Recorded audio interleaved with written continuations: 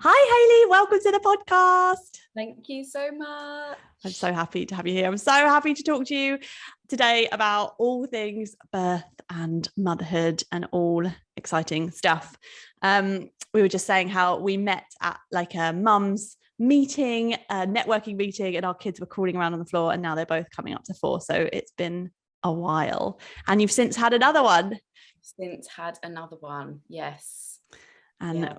in the throes of feeding and all of that fun stuff. Yeah, totally. Right in the midst of it. Yeah. The joys. I really wanted to talk to you because I follow you on social and I see all the things you post, and you are just like this font of wisdom. And I love the vibe that you put out. You have introduced me to so many things along the way, from podcasts to feminine energies to witchcraft and like all of the ancient foraging stuff. And just, you've kind of ignited this fire in me that I was sort of glimmering, but I didn't really know where to go to for this information. And you've kind of provided it for me. And I love the energy you bring. And I just want to talk to you. Hi. So sweet. That's so sweet. That's so sweet to hear, because like you say, in the midst of just like surviving with a baby and 3 other children, I'm not really like, I don't feel like I'm fully immersed in all of that myself right now, because my focus is literally just, as I said, like feeding a baby all through the night and, tidying up the house and all of that stuff. And yeah, but I also was at a place, my eldest is 10, he's 10. Wow. So, I also came from a place of not knowing about any of that stuff either. And but always sort of feeling like there's something else, or there's something more, or, something I'm missing. And so I just want to say, like, it is an evolution. Like it doesn't, for some people, it happens like before they have kids and, really young, or they're born into families that are very much like that. But for me, it's very much been like a long learning curve and evolution. Yeah, that's such is life though, isn't it? Yeah. And I think so many of us lack the patience or wanting everything, to know everything right now. But you're a birth coach. So what is a birth coach, and what got you into this field? Mm-hmm. Oh my goodness. I mean, I don't know how far back you want to go, but I would say it would really have started with my first birth 10 years ago. I mean, a birth coach can mean all different things. I, call myself a birth coach or a birth keeper or a birth educator. And really I'm talking about birth education, how to like proper full-on antenatal education. I also teach hypnobirthing skills in with that, and tools and techniques. And over the years, I've sort of adapted it just to be my own thing, from my own experiences, from my own education, from my own learnings. So birth coach can mean all different things, of course. Birth keeper tends to mean someone that actually attends births, which is something I'm not doing at the moment, obviously, because my baby is still feeding on demand. And, birth coach can also mean walking with women pre-conception and through their pregnancy and postpartum. And postpartum is how long is a piece of string as well, right? It's not just the first 6 weeks after birth. It's not even just the 40 days after birth. It's forever. We're forever postpartum. So for me, I don't even know if I can really define myself into sort of certain parameters, because I feel like it's always shifting and moving and growing as like my knowledge changes and my experience for myself changes as well. But I guess I sort of was initiated into it from when I first became a mum 10 years ago. And I had a sort of bog standard, what you would call in mainstream sort of bog standard birth, was in a hospital, and I think it's the birth that many women relate to, where you are made to feel that this is normal birth, which actually translates to quite shocking and quite a bit traumatic, actually. But we're conditioned like, well, if the baby came out of your vagina, it was a natural birth, it was a normal birth, everything on paper looks good, you had a good birth. And then actually you're like, it might not be until you're pregnant again, or some women, they know straight away something doesn't feel right, or have postnatal depression, or you know, that you can start to look into what is prescribed to us as a bog standard normal hospital birth and be like, actually it wasn't right. Like, these things are not meant to happen. We're not, you know, biologically designed that way. Birth is not meant to happen that way. So then when I was pregnant with my second baby, I decided to do hypnobirthing. I'd heard of this thing called hypnobirthing. And with my first pregnancy, I had done a bit of pregnancy yoga, and just the breathing of that alone was huge for me, having done no yoga before that at all. So just the breathing and the meditation and was actually fantastic. And so I heard of this thing called hypnobirthing, and I thought, why not? You know, if the breathing that I learned before got me, you know, as far as it did, what could hypnobirthing do? And I, of course, got people going, oh, I tried that, ended up with a C-section. Oh, I tried that, doesn't work.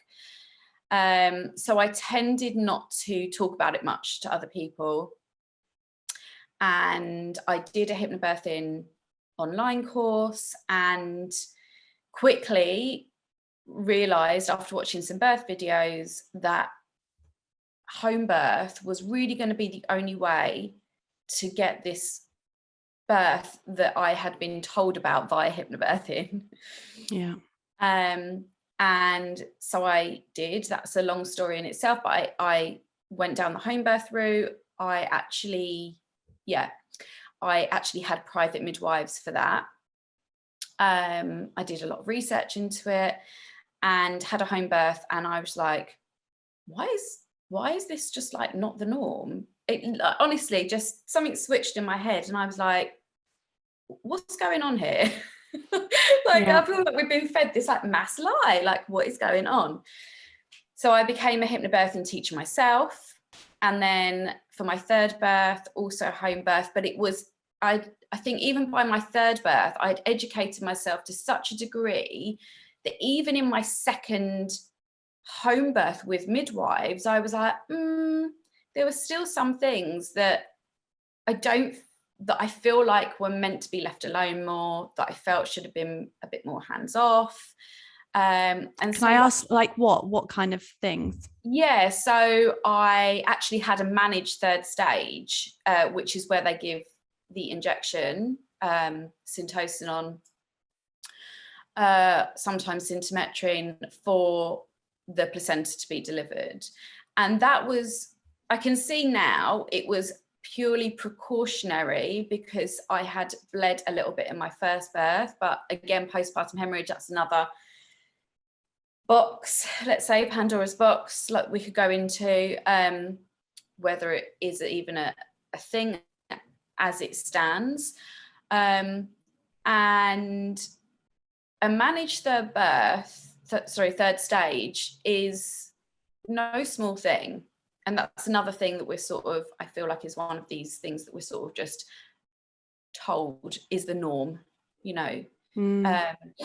So I'd done a lot of research into that, and it has major effects on our hormones. And I think I might have spoken to you about it actually, just through our little Instagram DMs. Yeah.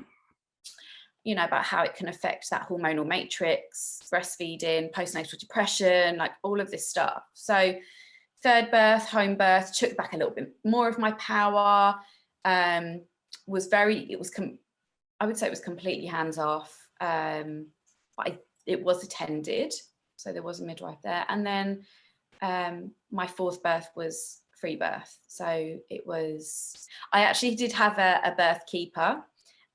So it was a friend who is also a birth keeper, and she was more purely there, not for me, actually. I was happy for it to have just been me and my husband in the bathroom.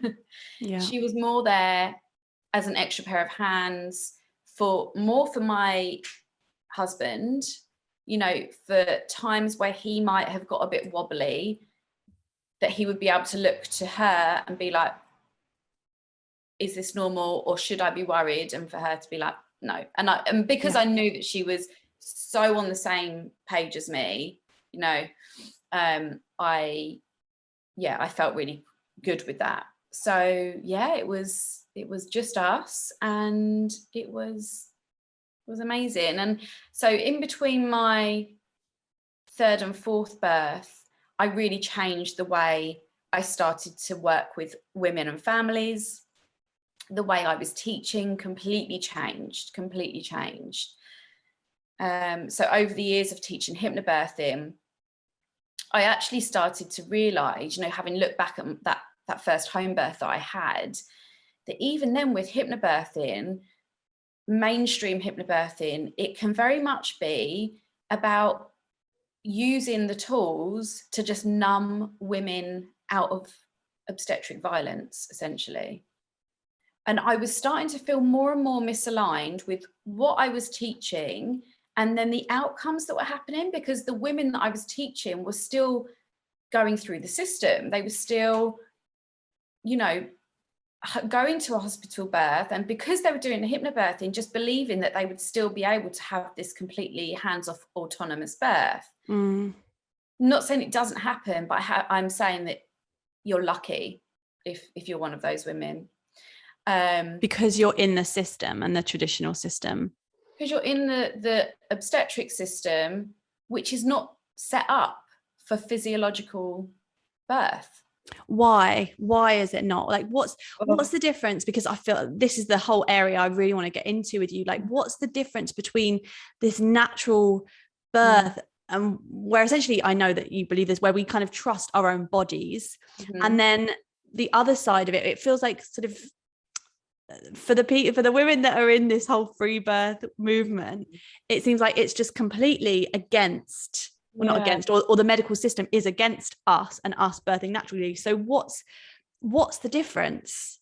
Just talk to me about all of this. No, totally. And I can totally see how, for someone that is currently, you know, in the system, and I'm not saying that in a judgmental way at all, because I have been there several times, it can feel like a huge leap. You know, it can feel like, I can't see how I would ever like get to that point unless I also have 4 babies. But there are women free birthing first time, obviously, or out of, you know, having wild pregnancies out of the system, first time mums, like that does happen. But I can see how for those that aren't, it feels like a really big jump. Like you can't really comprehend it. And I was probably, I can totally see that for myself 10 years ago. But why is the system not set up for physiological birth? I mean, there's so much history behind how birth got medicalized in the first place. And I feel like that is a whole separate podcast, because there's so much to it. But, you know, if we were to go back, birth happened in communities. It, you know, belonged to women. It happened amongst women and sisters and aunties and grandmothers. Midwives were in community and were chosen by their community, and were highly skilled still. But there was, it's moved so far away from that, you know, where the birthing system as it stands at the moment is actually wrapped up in so much policy and protocols and procedures, due to litigation, due to just where we are in society today. Something could happen in a birth, and a midwife is liable for her actions. I think it's up to 20 years later. Wow. Yeah, so Wow.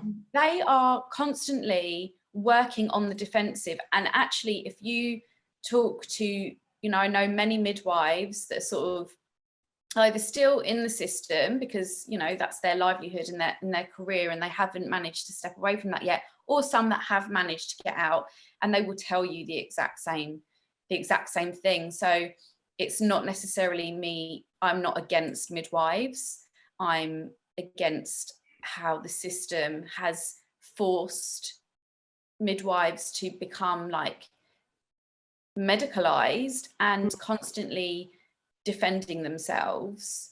Well, obviously, if you're, sorry to interrupt, I'm just thinking, but obviously, if you're going to be held accountable and you're liable, and we are in this culture of suing and blaming and everything else, you're going, if you see something could potentially go wrong, you're going to act quicker, like with the injection for the placenta, etc.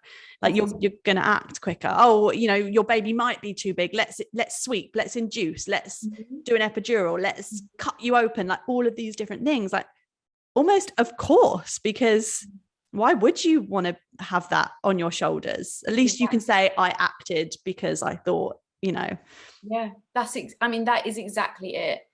That's the nail on the head, essentially.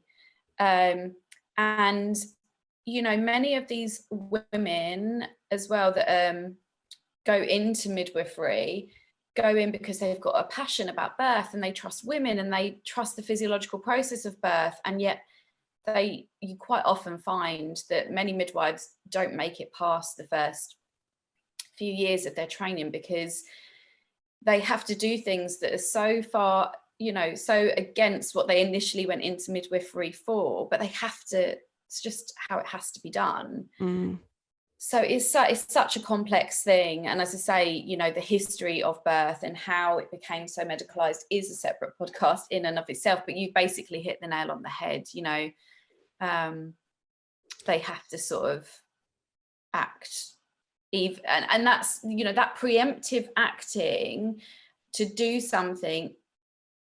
What we see in home birth, in free birth and women birthing completely autonomously, is that there are situations where, for example, in a hospital or with a medical midwife, something might be called a postpartum hemorrhage, and yet without, just on your own, it's not. It's just, there's no measurement of the blood. It's about how you feel in your body, That feels so scary to me. And this is actually what this whole point, why is birth, and in, listening to your body, why does that feel so scary? Because when you're saying this to me, I'm like, okay, yeah, makes sense. But me going, like, if I was to go through it, because I know I had a managed third stage. They injected me. No one told me anything about it. They're like, Jodie, you're bleeding a lot. We've got to get the placenta out. Jab. I was completely, I didn't have a second to think about it. They didn't ask me if it was okay. They just they're like, just did it. Where was I going with this? Where was I going with this? It feels scary to you. Yes, thank you. How you actually feeling. Yeah, because then the other side of it, I'm like, well, what if I'm at home and I'm like, okay, I'm just going to manage this myself, and okay, it's not so much blood. I don't know what I'm looking for. Like, am I meant to get to the point where I'm like, okay, I'm losing consciousness now, okay, someone help me, and then by which point it's gone too far, and then I die, but then I'll be dead and I won't be able to think about it. But what trying to make light heart of this, what are the options? Like, how can we step into our body and not feel the fear? Because, and I know you talk about this a lot, we're kind of conditioned to feel, and I see this in fertility and periods as well, we're conditioned to feel like we need the medical professionals. But then there's also this side of things of, well, did a lot of women die in childbirth, and that's why we've got the system now? Like, it feels like there's so many conflicting things and stories and people, and I think we're definitely made to feel like back in the day women, were dying at the drop of a hat in childbirth. And I'm not saying that no one ever would warrant a C-section. You know, like I'm not dismissing Western medicine at all. But what I am saying is that when you are giving birth, it's very, very rarely a true medical emergency where you need to act like here and now. Of course it happens, because nothing is black and white. Nothing. You know, there's variations to everything. But it's very, very rare that it's a true medical emergency, or that there haven't been signs that have presented themselves much earlier on. Right. So, and that's a really important thing. Very rarely does something just spring out of the blue and just happen. Very rarely. So that's not never, but very rarely. And so that's why I truly believe that the birth education part, it's not necessary, because no one needs to be taught how to give birth, but it can be really helpful in terms of you understanding the birth process, understanding what signs to look out for, retuning back into your body as well. That's a big thing, because we've been so conditioned to not listening to our own bodies, not trusting our own bodies. And that starts at the beginning of pregnancy, you know, even from taking a test, you know, right? And I've not managed to not take the test. But yeah, even from that, we don't trust ourselves. We're like, I have to know. I've got to know. Yeah. Well, of course you're going to know if you're pregnant. You're going to know, but we have to know now. Like, do you know what I mean? And we have to have that 12-week. We have to have that booking in appointment. Like you don't have to, but we've been conditioned. So every step of the way, it's a little bit further and further away from just feeling into our own bodies and our own intuition. And so that's why I feel like my program is really important, because it just brings women back to that. And it doesn't have to be one or the other as well. You know, women don't come to my program and I'm like, you can only do this program if you cut off from the system. You know, it's not. Yeah. Women get to choose exactly how they want their prenatal care to be, exactly how they want their birth to be, exactly who they want to be at their birth. I'm not dogmatic about it, you know, and there's no judgment from me whatsoever, because I trust every woman to make the right decision for them at the end of the day. But yeah, going back to, it does feel, I think that's why people can't make the leap, because they're like, but what if there is a bleed? Like, so for example, postpartum hemorrhage, that's a separate topic in and of itself. But whereas the medical professionals will look to a visual amount, and that's the only way they measure what a postpartum hemorrhage is visually, which is crazy in itself. They're trained to look at what it might look like on pads or over a bed or on a floor. So you could actually train yourself to do that as well if you wanted to. But we come back to the woman, and I would go back to, okay, there seems to be some blood. That's not unusual after you've given birth. Blood is completely normal. How are you feeling? How do you feel in your body? Is the woman alert? Is she interacting with her baby? Does she have colour in her cheeks? Does she feel okay? All of those things. So there are so many, you know, things that you could sort of assess. And then there are other things that you could obviously do to have on hand for in case you did have a bit of a bleed, and also knowing what a true bleed, what a true postpartum hemorrhage might sound like, look like, be like as well. Because we don't really know. As you say, we're just told you're bleeding a lot, I'm gonna jab you with this. So yeah, it's not. Go on. Sorry, no, I was just, go on, please finish what you were going to say. No, I was just going to say there's not a black or white answer. It's such a huge, each what if is a huge topic. Do you know what I mean? Like postpartum hemorrhage is a topic in itself. Cord around the neck is a topic in itself. Or, if baby comes out and is a bit slow to come around, that's a topic in and of itself. And there's so much education and awareness around each of those topics that we sort of delve into. And this is what you do in your course, where you talk about all these different things in much more detail, and how, the alternatives, because that's the thing. It's like, what I'm hearing is, and I also want to clarify for people that don't know what free birth is. I feel like it's either or, like you either free birth and you just kind of push out the baby by yourself and you don't really know anything, or you have to know everything and be in the system and other people can guide you and sort you out and look after you. But you're a bridge between this whole thing in terms of actually educating women. So just to clarify as well, now we've got this system, which is where you, as soon as you find out you're pregnant, you speak to midwives, you book in, you get monitored, you get blood tests, you have scans, you arrange a birth plan of your ideal birth. You can decide whether you want gas and air or epidurals or whatever it is, and then you go through, and then you get checked throughout the way. And then when you decide that when your baby starts to come, or if something happens before, or if you're this or if you're that, you go through the system, and the midwives or doctors or whatever deal with you effectively and deliver your baby. Or help deliver your baby. And that's that side of it. And it can go loads of different routes. So with my birth, I went into the hospital, I went to the birthing section, midwife led unit. I went from 4 to 10 centimeters before I even got upstairs or by the time I got upstairs, and the baby came. And it was like, okay, delivered baby, didn't really know what was going on, was sent to the ward, whatever. And it was like, oh, like you said, natural birth.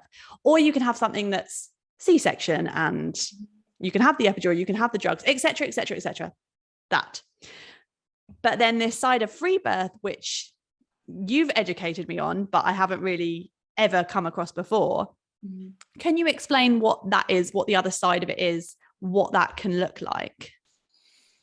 Yeah, I mean, as you say, it can be as simple as you giving birth at home on your own with your partner.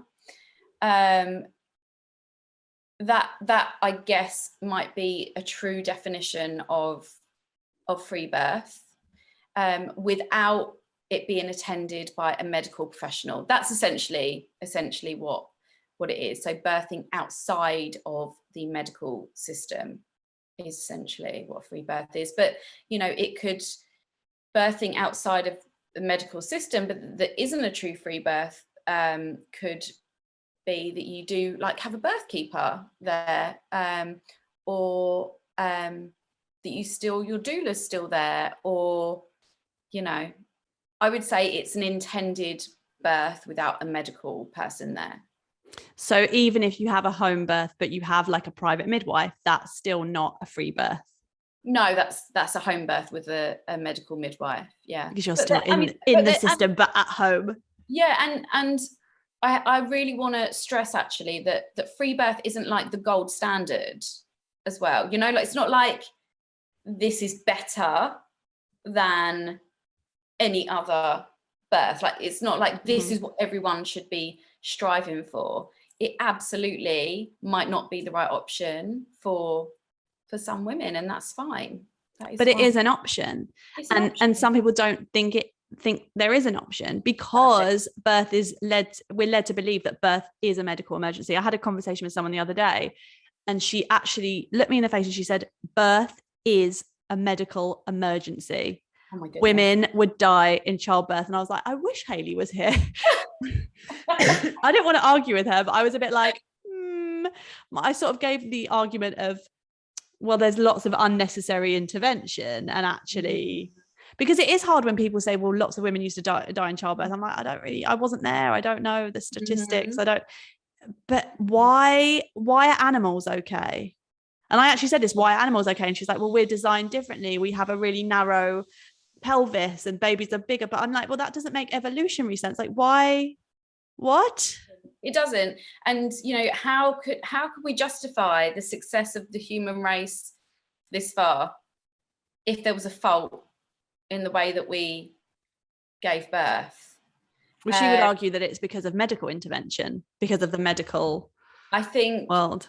Like, I also find that I don't always think it's worth arguing with people like that, because you're not going to change their mind. I very much doubt that she has figures to back that up. And, you know, what we know is, you know, if we want to look at bodies of authority and what they say on things, even the World Health Organization says that the C-section rate should be between 10 and 15%. And anything other than that is not saving lives. And we know that ours is probably around 30%. Wow. So we know that half already of C-sections that are happening are not saving lives. They're unnecessary C-sections. And then if we look at people like Ina May Gaskin, who's, if people don't know her, have a Google. She's got some great books for if you're getting started on this path. She ran I guess it's sort of like a birth center, and when it started, they weren't officially trained midwives, but they became officially trained on a farm in America. And her C-section rate is something like 1.5%. So why is that? You know, why? Because they're not performing C-sections at the farm.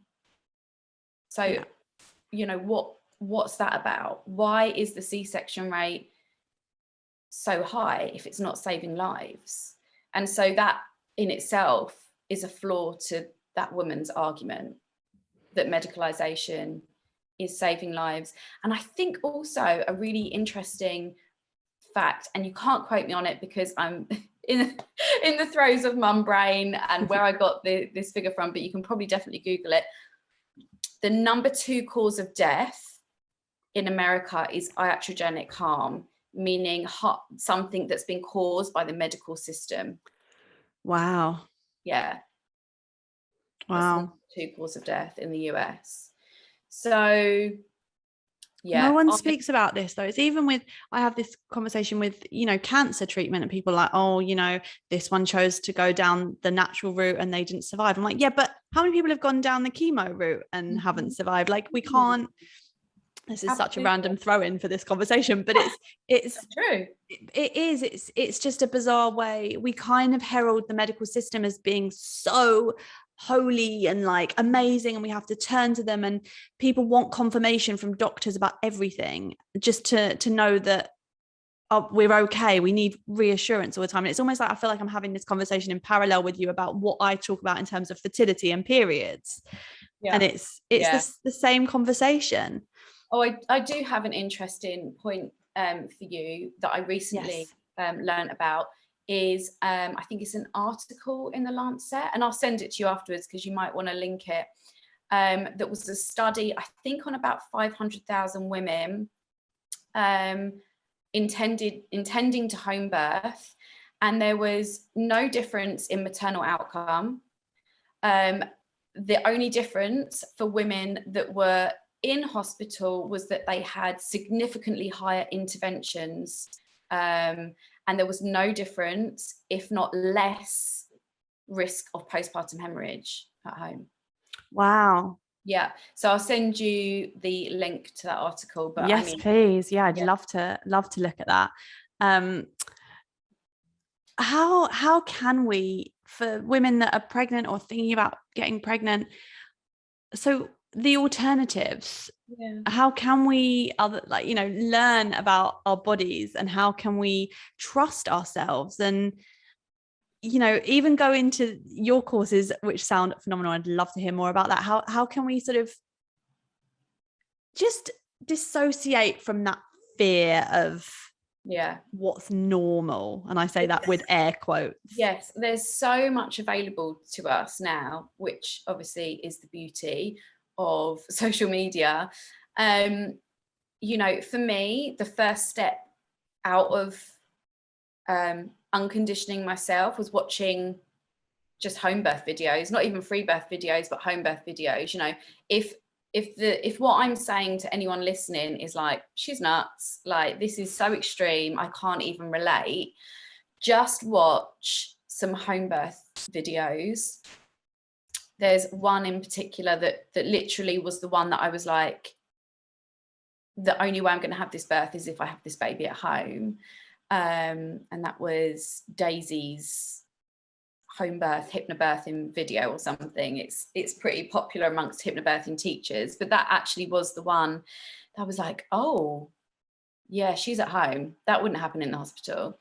But then I would also, even if you are, free birth sounds like so far removed from you, listen to the Freebirth Society podcast or any other free birth podcast, like stories of women just giving birth. Just like let it be normal to you to listen to women talk about giving birth at home.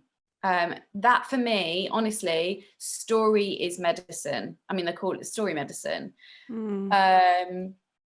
Surround yourself with it. And then I think also it's really important for us to go back to what is our story around birth? What do we know about our own birth, like how we were born? Because what stories we were passed down to from our mums definitely impact our thought process and our patterns and, you know, our belief systems, essentially. And then if you are not a first-time mum, what was, you need to debrief that birth as well. I really think it's really important to debrief that. It's always helpful to do it with someone that understands, like, birth debrief and can undo that with you, but also writing it down, letting go of, or recognizing where there's fear. Where are you holding on to the fear? Where are you holding on to story? And being able to separate story from fact as well. So I think those would be my starting points for women, to sort of start to uncondition ourselves.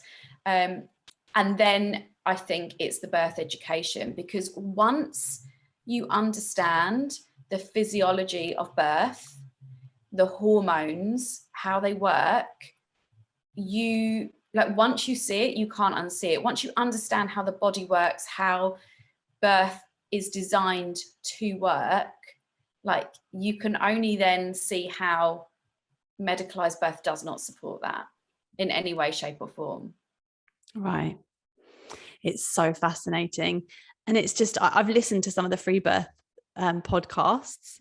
I've watched a video. I remember watching something that popped up last year of a woman that didn't know, she didn't have any scans, she had no idea she was having twins, and just birthed her twins at home. She's like, something's happening. And like, her son was standing there, or her daughter, her older one, was like, excuse me, was like, maybe you're having two babies. And she's just like, haha. And then all of a sudden this other head, she's like, there's a head. It was unbelievable. That's an amazing video. Yeah, there's quite a few, I know of quite a few surprise twin birth stories, tons of home birth twin stories, breech home birth stories, breech free birth stories. Like, once you start normalizing all of those sort of things, you're like, oh, but it's just birth. Free birth and home birth are just birth. But then in my mind, I'm also going, and maybe because I feel like I'm going to leave here with questions, but I feel like maybe I should just ask you them outright. But there's so many what ifs. For example, what if you have a urine infection, which is apparently really dangerous for baby? What if you have low iron levels, but you don't get tested? What if your baby is breech, but you have no idea? What if there's placenta previa? What if, what else, that baby is too, well, no, not too big thing, that doesn't really worry me, but like, there's just so many things that could happen. What if there's meconium in the water, baby poos? What if your what's it called, amniotic fluid, like, what if the waters break early?